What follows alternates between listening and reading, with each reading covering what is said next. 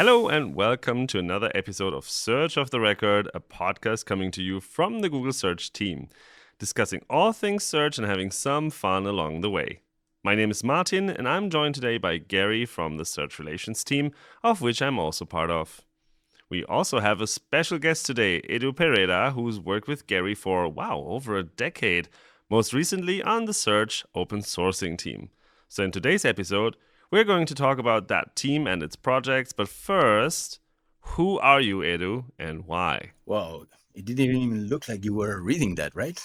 So natural. Was it that bad? Do we want to take it again?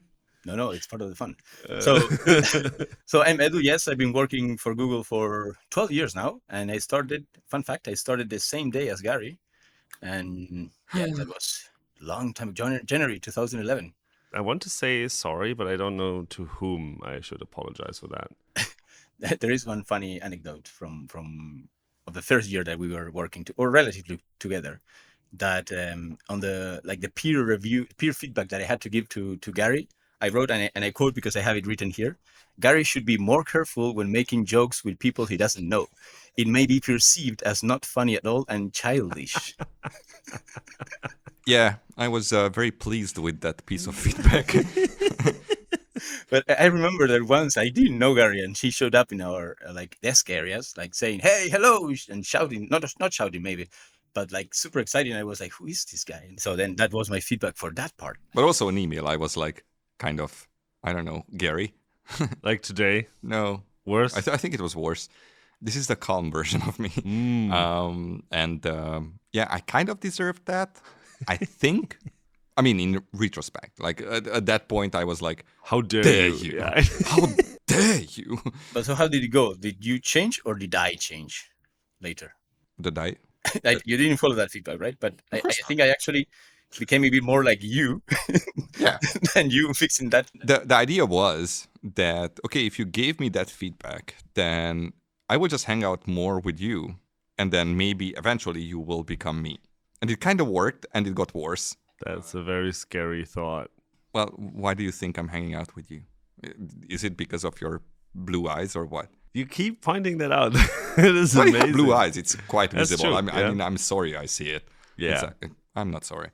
It's fine. But anyway, so I think 10 years pass. I like these slow revenges. I have a little notebook at home under my bed, and I just keep writing stuff there.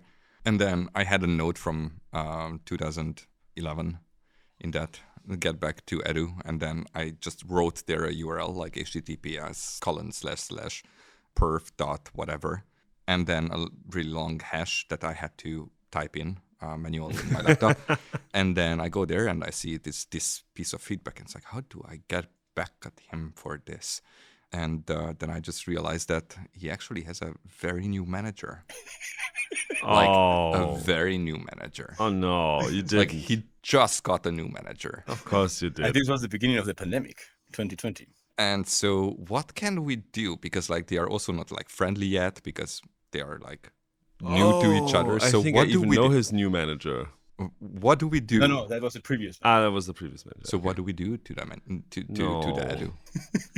You gave feedback. I gave feedback, and I will have to quote this because it's very important that I quote it. And I hope you paid attention when Edu was reading out the feedback, because my feedback back in March 2020 was, Edu should be more careful when making jokes with people he doesn't know. It may be perceived as not funny at all and childish. Good job.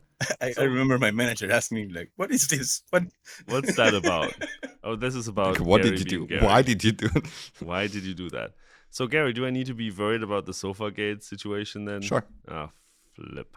Okay, let's divert conversation about the actual open source we have a topic, right? We do have a topic. Every now and then we do talk about things that people out there might be interested in. In this case, I don't know if everyone knows that Google Search also does open source. Until 3-4 years ago, I don't remember when. It didn't have an effective open sourcing team, and then at one point we wanted to make one because we wanted to open source stuff, because we do have libraries and stuff that we can open source.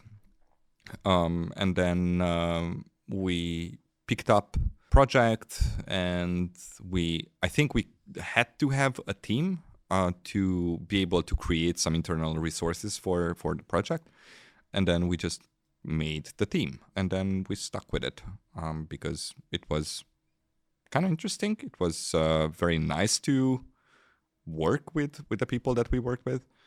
So why not make it stick around? And Right.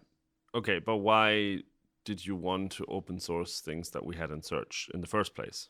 What's the goal? to open source things. Yeah, but why? I guess we wanted to be a bit more transparent. Ah, I guess we just didn't know initially what to open source. That was easy to open source, and that could have some impact, I guess. I don't know who chose to actually open source the robots.txt parser. Was it you, Gary? Here, yes. good decision. Really, really good decision, because the robots.txt testing tools that I've seen on the web all say different things. Yeah. So having like a single source of truth is very helpful. Funnily enough, I think because this library sits somewhere in Search and Search Console didn't necessarily want to use it or couldn't use it for whatever reason, I think. Yet. Yeah. But they used to have a different thing. Yeah. And it disagrees with what the actual thing does. Yeah, yes. yeah. So that's makes perfect sense to open source that. That's really, really cool. I mean, internally, relying on that library was or would have been super easy. Like internally, we could, like Search Console could have picked it up. But the problem was that they were using different language. Correct. Because the open source version, well, the now open source version is C/C++. And at that point, Search Console was using Java heavily, especially in the front-end code. And that meant that they couldn't rely on this particular library. So they not the current Search Console team, but back in 7th century BCE, someone wrote a Java library that was trying to replicate what the back then internal C++ parser was doing. But it did have differences. So, for example, the BOM, like the byte order mark, it was or still doesn't handle it well. The Java implementation. That's why we have the differences. Yep. Because they are like completely different implementations. Yep. Because of this, there were people outside that didn't believe that what we open source was the actual real thing, because they were going to the Search Console and figuring out that, oh, this is not giving me the same results that if I use your fake open source library that you don't really use, right? It's funny because also internally, it's like, because we have the team site and then there we have, or go/robots.txt internal URL. And that's the, like, how to use a library and blah, blah, blah. And it's referencing GitHub, like the open source library. And then people are like, wait a minute. No, how do I use the internal version? It's like, yes, you go to our third-party directory where we are mirroring and you use it from there. It's like, no, you don't get me. Like the internal version, how do I use it? It's like, that's the internal version. No, the version that we use in Search. It's like, that's the version. Okay, that's funky. And I think regarding the Java situation, you also had interns actually ported into Java, right? I don't speak Java. I hate Java. We actually got lucky with that. I mean, it involves Java, so how lucky did you get?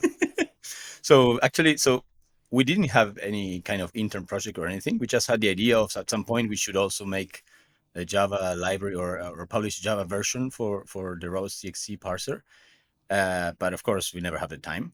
And then the pandemic came, and internally, like Google was not fully prepared for interns to come and work on internal projects remotely. And so they were looking for open source possibilities for interns to work on. And then somebody pinged us and was like, do you have anything open source, anything for interns to work on? And we were like, oh, sure, yes, we have the possibility of creating this open source version of the robots.txt library. And so we took that chance. We got 2 interns, step interns they're called, which are interns in their, like, at the beginning of their careers. And they were great. And then we actually ended up publishing a version in Java which is not the one, it's not being used yet by the Search console, right? Yeah. So we basically replicated all the behavior from the C++ library and follow the standard in a Java version, but we are still to use it internally. Is that correct? Yes. So we ported it internally, so that interns had to work 100% external, which meant that they had to work on GitHub. And then with the C++ version, and now we are also talking a little bit about our internal tooling and how we export stuff. So the C++ version is that we are working on the internal version when we make updates to it, which is extremely rare. And then we have tooling to export that to GitHub. And then with the Java version, it was they were working in the public, and then we were porting that back, or we are porting that back in our internal repository. Because obviously we can't rely on the external repository when linking in code. Yeah. So we have to mirror back just like you would with, I don't know, NPM or whatever. We ported it inside, and then now pretty much anyone who wants or has to use it can use it, the Java version. It's very nice. So you picked that one based on a bunch of criteria, I guess. Like, what did you look at specifically? So the need for it publicly, I guess, So was one. we had two software engineers on the team when we were open sourcing the C++ version. Yeah. One is Edu. He's our basically Java guru, pretty much, with other languages, secondary languages. And then we had another team member, Lode, C++ who made. is the crazy C++ wrangler. And then me causing trouble. So my requirement was that people externally will find it useful. And then they had different requirements. I guess, well, my requirement was it should be something that is relatively easy to port to the external world. So because basically if we have a lot of internal libraries, they're often depending on each other, and it's very easy to from a very simple library depend on something that is internal and that we cannot open source. And why we could not open source things, like the reason for that, I mean, there are a lot of reasons, but sometimes it's because we already have a similar library exported and we don't want to have two Google libraries that do the same thing. That's actually what happened with one of our string libraries that the original robots.txt was using. Yeah, Upsale, I think. Yes, so we were using something different from what Upside was exporting, and we needed to change it. Yeah. And another possibility is that we are depending on something that Google considers confidential and doesn't want to export it to the world. And this is also like one of the things that we need to pick. We need to get permission from our higher ups, I guess, to release something to the world, and somebody has to say yes. This is not a critical thing for the company to keep internal, and it's fine to publish to the world. I guess that was one of the things. Yeah. With robots.txt that we could do that. I mean, you actually, Gary, had to go and get some permission from Search leadership for this. Yeah. How does the entire process of that actually look like? I mean, I'm guessing you're not just like sending an email to someone. So it's surprisingly simple now in retrospect, at least. So when you're reading the documentation, it has lots of scary requirements, but once you talk to the people who will make the decision whether you can open source something or not, it's not that bad. So internally, we tend to log launches, any sort of launch in a tool, keeps changing. So at the moment, I don't even know what it's called, probably launch call or something like that. It's a calendar where we log the information about a specific launch. And then based on what we put in the tool, we will get a list of approvers, like whose approvals will we need to seek in order to open source something or launch something in general. And then in this case, it was the open source lead who makes the final call about it. But before that, you also have to have like engineering reviews and legal reviews, because with open source, it can get really tricky with the licenses. Then we had to have search leads approval, and that was the easiest, surprisingly, because it was basically sending an email to one of our leads, Paul Haar, saying that I want to do this because I think it would be useful for the community. And then he replied with something along the lines of, I can't believe we haven't thought of this yet or already. And then, of course, do it. And then that was it. And then the other ones, they were also super easy because once you put in all the information in the tooling, then it will prod the approvers for their approval, and then they will do their thing, whatever they have to do. So that process was super easy. But then there are some engineering tasks that you will have to do. So once they approve that, okay, yes, you can move ahead, then actual engineering will start. And that can get... Yeah, we actually need to figure out how to do it because I didn't have any experience exporting libraries to the open source from within Google. And of course, there is process, but then there is tooling, and you have to just learn to use those toolings. But eventually, basically, we have to move the code to a different folder in our repository and update all the libraries that use it to point to this new repository or this new location. And then there's a bunch of scripts that you have to configure and set so that, and you have to create a GitHub project also to host it. There was also some approvals there to make it so that it would belong to Google as an organization. Yeah. And then you run the scripts, and we initially had the repository as private, so we could test it. We deleted the repository a few times until we managed to make the process work. It was a bit of trial and error, and eventually it worked. And then we also had, or Gary had, the work around the specification for the standard as well, right? I mean, that was separate from the open sourcing project, but to release everything on the same date.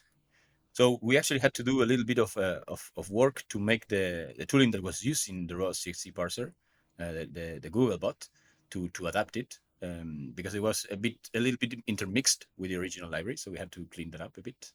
But other than that, it was not complicated, but it's time consuming. So I think if this was like snapping a finger and we could release libraries like that, we would be releasing a lot more. Yeah. There's not a lot that is just secret, right?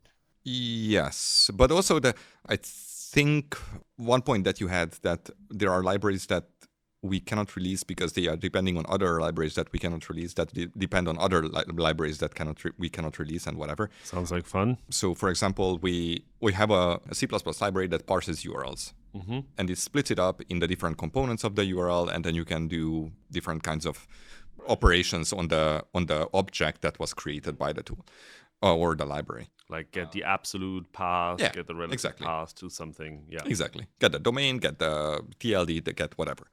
Open sourcing that part, that was one of the blockers that we had in the robust.txt. And we were trying to work around that particular library because it was absolutely not possible. It's a massive library. Like, it was created in 99 or whatever. It just grew and grew and grew and grew and grew. And it's depending on things that don't make sense to open source, or it's already open source but a different way, but that is not compatible with the way that the library is using. The library is used literally in every project that touches URLs within Google. So it's like an absolute nightmare to do anything with it. So we had to work around. And then what we were doing is that, can we come up with that piece of function or symbol or whatever that we actually need from the URL library, and not one-to-one copy it, but create a new function that does what we need it to do. And then Lode was working on that for, well, probably 10 minutes or something. we have good stories about Lode. We had a team meeting and we were arguing whether this kind of implementation, it was a stupid if statement, and this kind of implementation is better, or that kind of implementation, like if you flip it around or something like that. And it was like Edu and me just chatting. And then at one point, Lode just jumped in. It's like, look, if you convert this in assembly, like the symbols are just this, and this. And if the other one, it's literally the same thing. This, or this. So it doesn't matter. We can continue with that. By the way, side note, Lode van der Wenne is a software engineer who was on and off with the search team at Google, and he worked with Gary and Edu in the past and now works with the two as the C++ expert for the lower level details of the OSS robots.txt parser that we put out on GitHub. Yeah, because also like this library is used massively a lot internally, so we also want to make sure we will not have any kind of performance regressions. I remember now. So we also did some tests around that. Yeah, and the other thing is this is kind of user facing, right? Because people externally control robots.txt content, so it works with robots.txt content, so it uses potentially problematic external inputs. So that's a interesting one. So you want to make sure that that's not problematic. But I mean, internally we have fuzzer tests set up, which is just quite literally just bombarding the library with random input, and thanks to big numbers, it will stumble upon something that is weird. And we kind of hope that we don't have anything. Well, not just hope, but we are quite confident that it doesn't introduce any.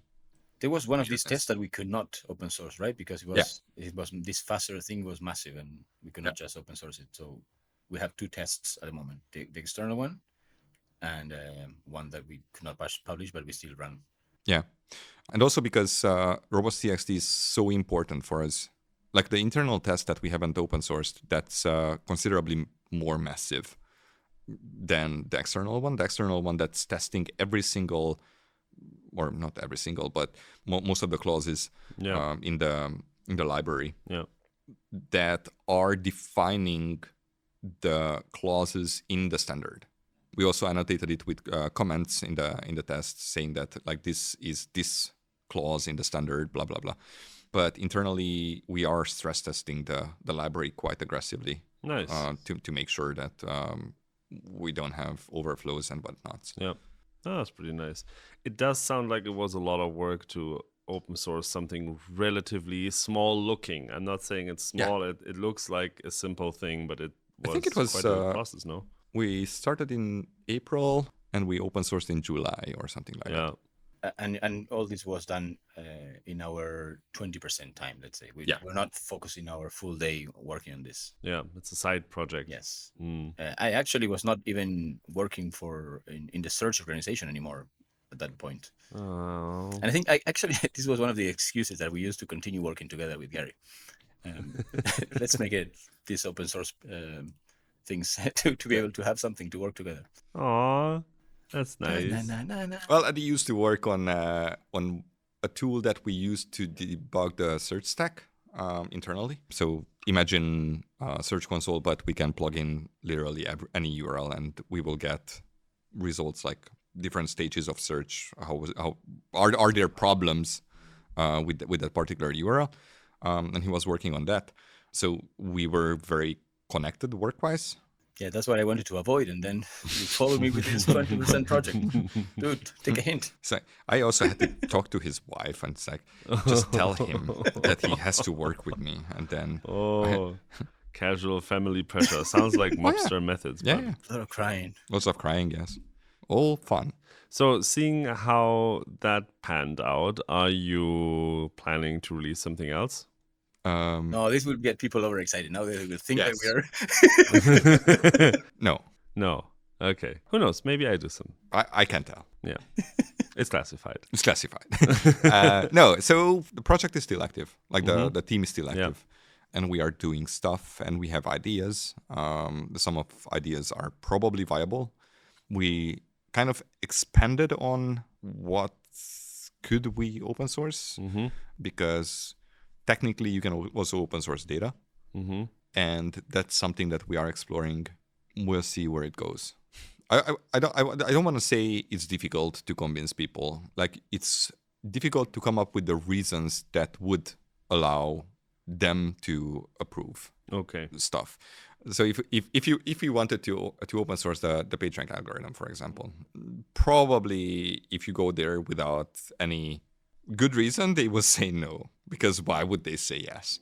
But if you can collect really good reasons to open source the library, then after discussion, they would allow it. Like I'm very confident that the leads want people to have access of this kind of information, but we have to be able to sell it with good rationale. And there's always a trade-off, right? Yeah. Of not only the cost of the human cost of actually going through the whole process and open sourcing it, but also if a library is internal, when you update it because you want to add new features or whatever, you have to be much less careful than if you are updating something that is published. And also you have less freedom because you can if it is published, you can only use things that are also published. Yeah. So if you suddenly want your code to depend on something that is internal, you will be like, oh. So there is a trade-off and if you want to add new features and those features depend on something that is not published, then whoever is trying to implement this new feature will hate us because we open sourced it, and then they have to do a lot more work to get the things to work. All right. Sounds interesting and challenging. Wow. So, Edu, thank you so much for joining us for today's episode. Where can people find you when not in this podcast? Wait, we're finishing? You're kicking me out? Yeah. Really? Yeah. I thought we were going to stay. No, we need to open source things. Come on. Chop, chop. Are you coming to the team? Maybe, if you ask me nicely. Forget it. I had a feeling that would be happening. You want to find me outside? Yes. In the public. Yes. So you can find me on Twitter. My handle is EPERE4. So that's E for Edu and Pere for my last name, and then the number 4. Or you can find the Twitter from Gary and see if I'm there. I also have you, Martin, there as well, right? I'm there. You have me there. Gary has. You can find it in the intersection from Martin and Gary. Yeah, that's a weird take. Okay, before it gets any weirder, thanks so much for being here. Thank you both for explaining or shining a light on the open source process a little more.